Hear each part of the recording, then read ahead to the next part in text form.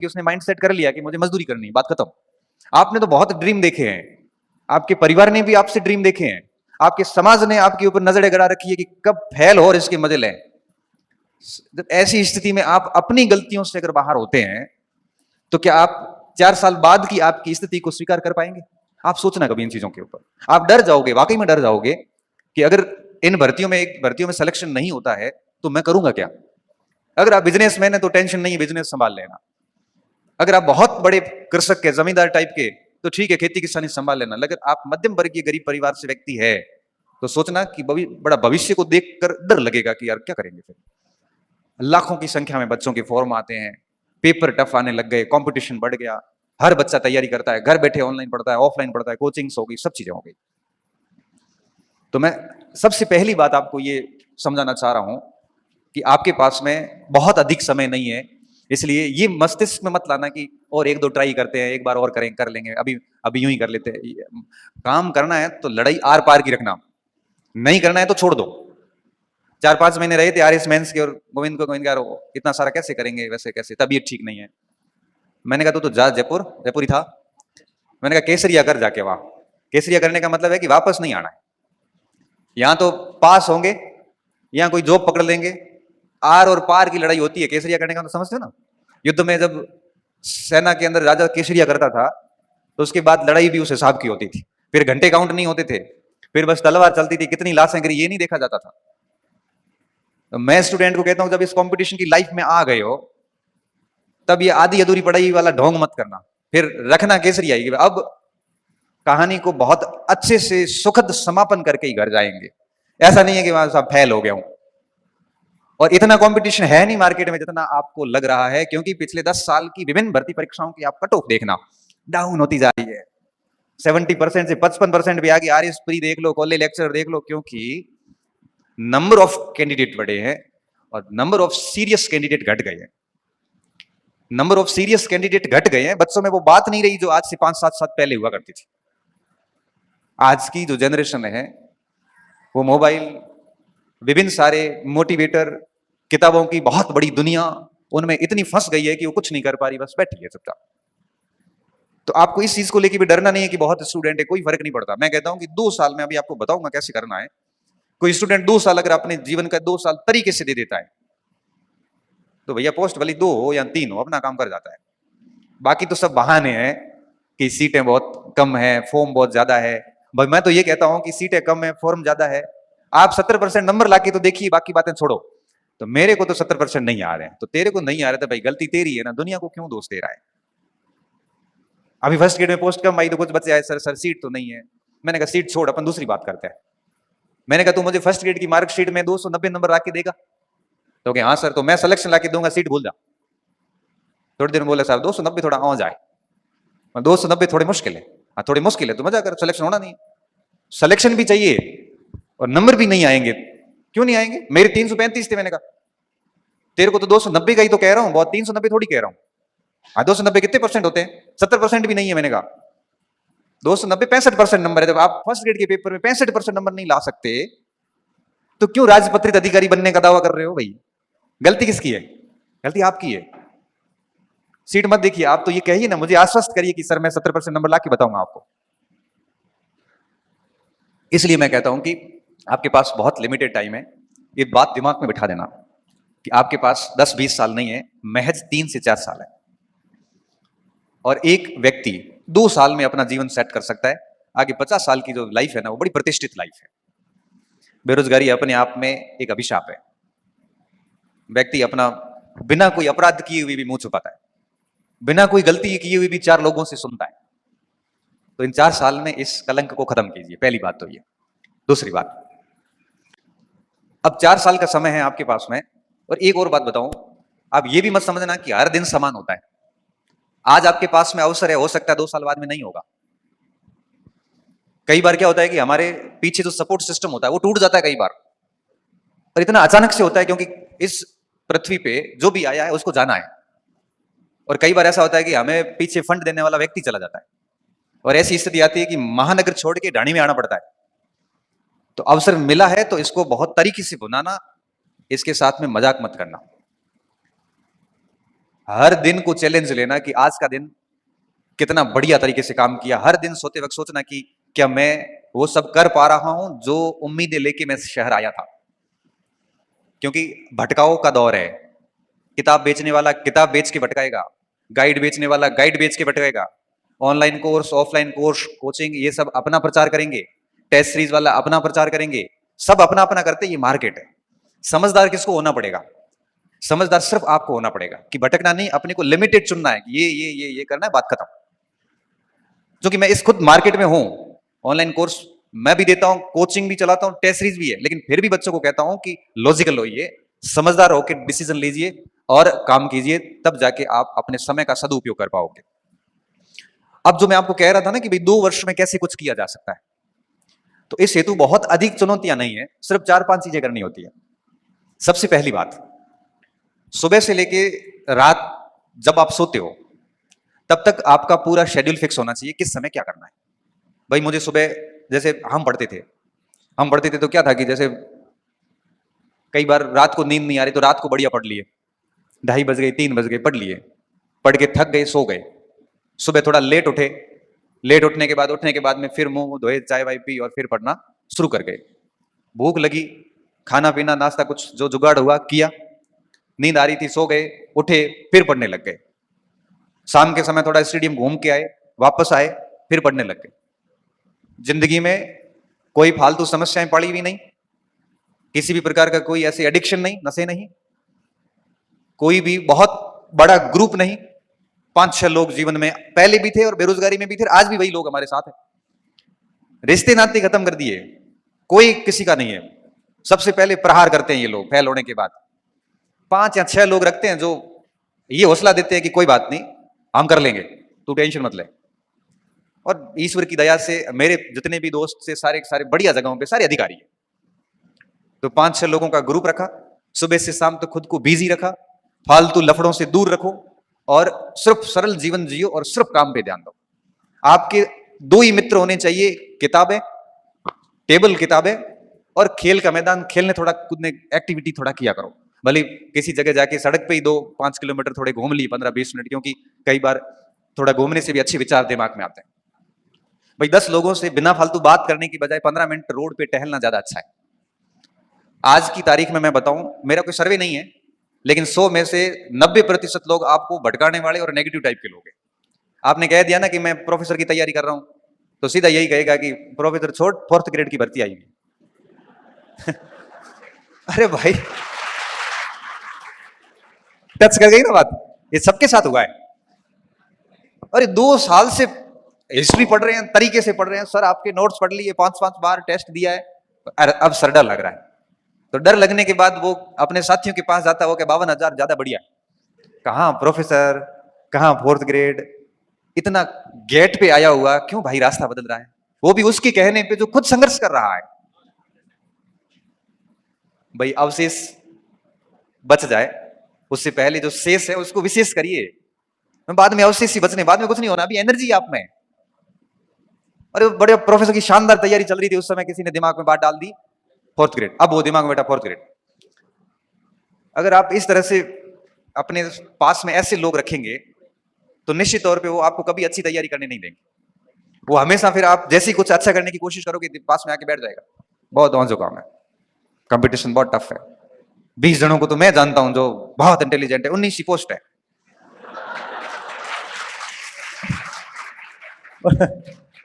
मतलब सारी लिस्ट तेरे से तय होगी, पूरे राजस्थान में और कोई नहीं होगा।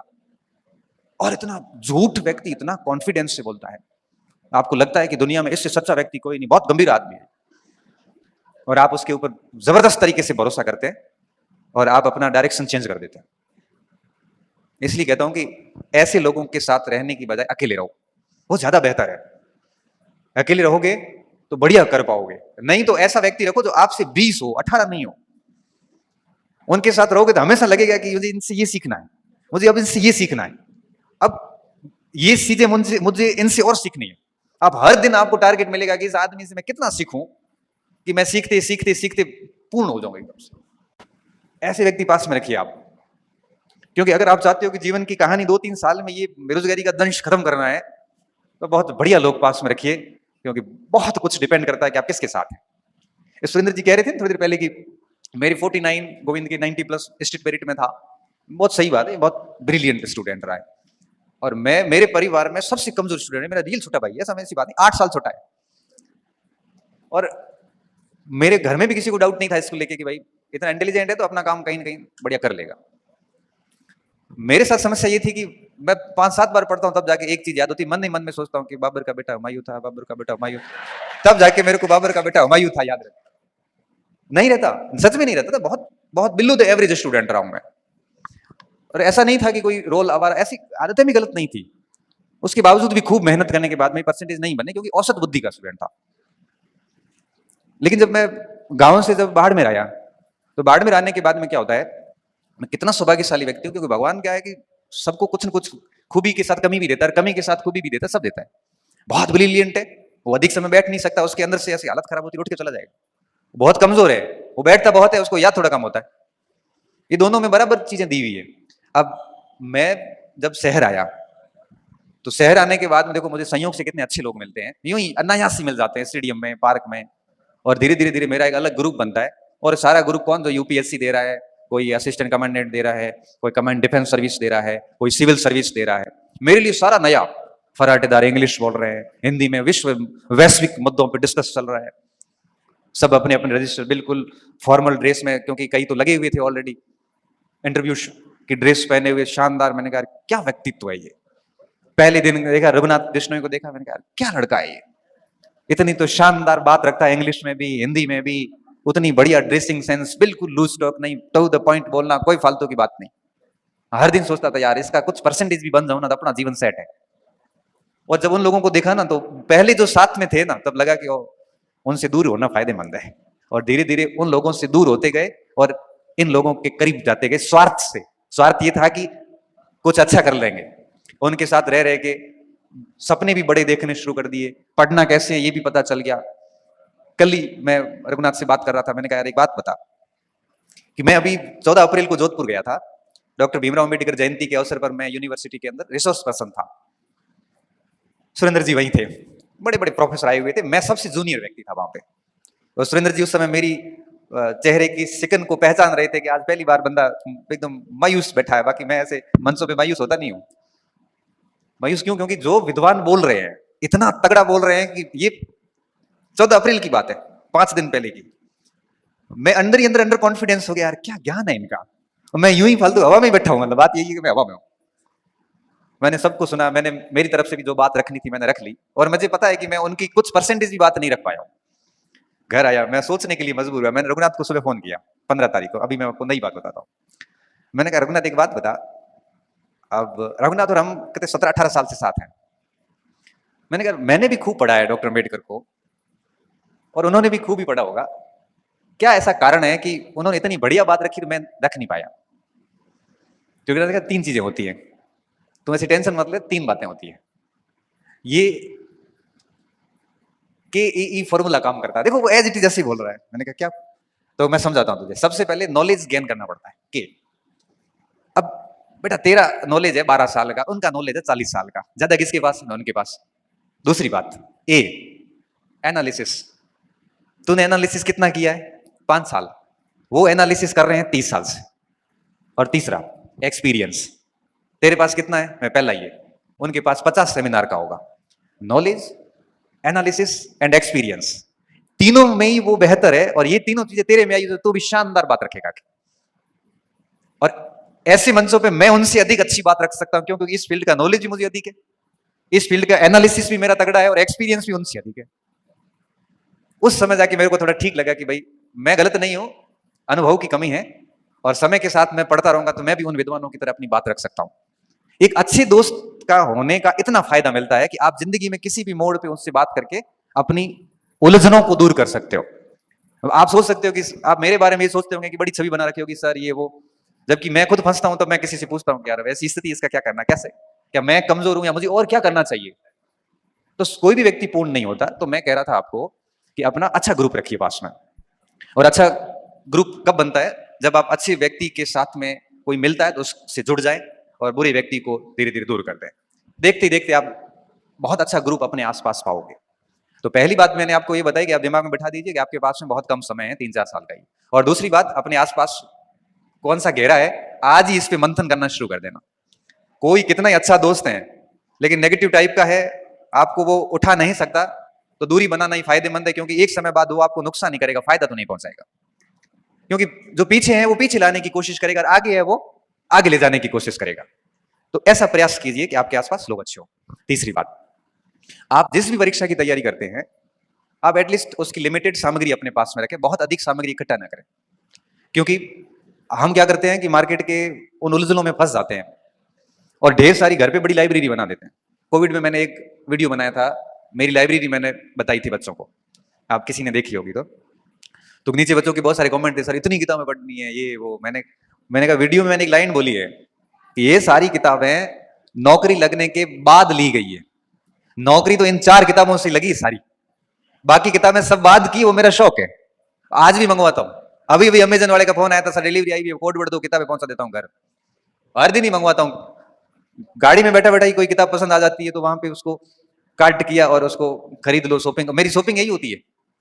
और 4-5 किताबें करके, पैसे की तो भगवान की मेहरबानी कोई दिक्कत है नहीं, सरकार हर महीने अकाउंट में भेज देती है, मैसेज आ जाता है कि your account has been credited with इतने इतने इतने and your available balance is, बस एक तारीख को ये मैसेज आता है ना, उस समय लग जाता है कि भले ही खूब मेहनत की, काम आ गई है। बस वो एक मैसेज सुकून इतना देता है ना, पीछे कई सालों की मेहनत पर एक प्रकार से मेहनत के अंदर जो दर्द मिलते हैं, वो एक मैसेज से वापस संतुष्टि मिल जाती है। ये मैसेज जब तक जिंदा रहेंगे तब तक आता रहेगा, और मर भी गए तो पीछे जो रहेगा उसकी मोबाइल पे आता रहेगा। कोई टेंशन नहीं, बिल्कुल सेफ है। इसलिए बाड़मेर से कोटा आके बोल रहे हैं, टेंशन कहीं है कौन, महीने महीने मैसेज आ जाए, कोई समस्या है वो। और मैसेज भी अच्छा आता है, हमारा मैसेज भी अच्छा आता है, मतलब ये बात नहीं, 5-6 डिजिट का मैसेज आता है, ये नहीं कि 17,500 रुपए आई, ऐसा नहीं आता है मैसेज। नहीं, वो हम नहीं बताएंगे, वो आपका आएगा।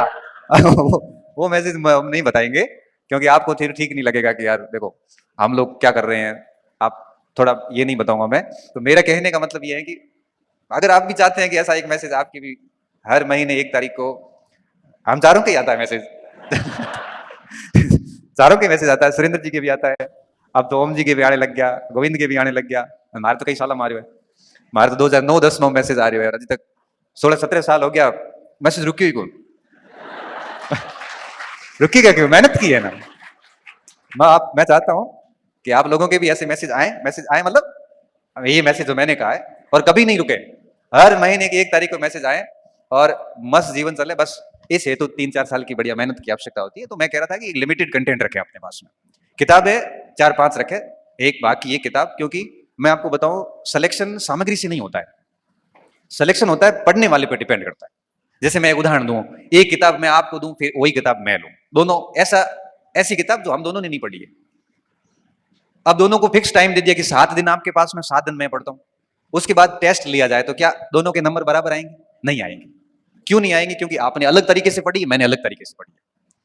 इसलिए सिलेक्शन में सामग्री महत्वपूर्ण नहीं है, बल्कि सिलेक्शन में यह महत्वपूर्ण है कि आप कंटेंट कैसे पढ़ते हैं, लिमिटेड सामग्री रखें। इसके साथ साथ में एक महत्वपूर्ण बात जो विद्यार्थी अक्सर गलती करते हैं, केवल पढ़ना ही नहीं है, चीजों को मनन करना उनके ऊपर। आप एक पैराग्राफ पढ़ते हैं, एक हेडिंग पूरी की, उसके बाद में आप 5 मिनट सोचिए कि आपने पढ़ा क्या है। एक सिंपल सा उदाहरण देके जैसे समझाता हूं आपको, कि आप जैसे इतिहास पढ़ रहे थे, आपने अशोक का धम्म, ये नीति पढ़ी, 40-45 मिनट में आपने वो पूरा पढ़ लिया। बस आप एक प्रैक्टिस करना शुरू कर दो आज से ही, क्योंकि आप इतना आए हैं तो आपकी जीवन शैली में कुछ परिवर्तन होना चाहिए, मैं ऐसा चाहता हूं। नहीं तो मेरा आना और बोलना, आपका टाइम खराब करना बिल्कुल कोई सार्थक नहीं। फिर वो 40-45 मिनट अशोक का धम्म पढ़ने के बाद में किताब को इस तरह से बंद कर दो, पेन रख के, और सोचिए कि आपने 40-45 मिनट क्या पढ़ा है। आप अगर कुछ भी याद नहीं कर पा रहे हैं, इसका मतलब आपने केवल रीडिंग मारी है, स्टडी नहीं करी। ऐसे रीडिंग मारते जाओगे तो सिलेक्शन नहीं होगा। आप दिमाग को सक्रिय रखिए, हर लाइन को पढ़ते वक्त देखिए कि इसमें क्या सवाल बन सकता है, और अगर सवाल क्या बन सकता है इतना एक्टिव रखोगे ना, तब आप वापस जब सोचोगे 40 मिनट बाद, तो आप उसको ब्रीफ कर पाओगे कि हाँ, अशोक के धम्म में ये बातें थी। तो दिमाग को आप, जो लिमिटेड कंटेंट आपके पास है, उसको लेके आप अपने मस्तिष्क को बहुत सक्रिय रख के पढ़े, निष्क्रिय ना रखें। निष्क्रिय का मतलब है लाइन टू लाइन पढ़ते जाना,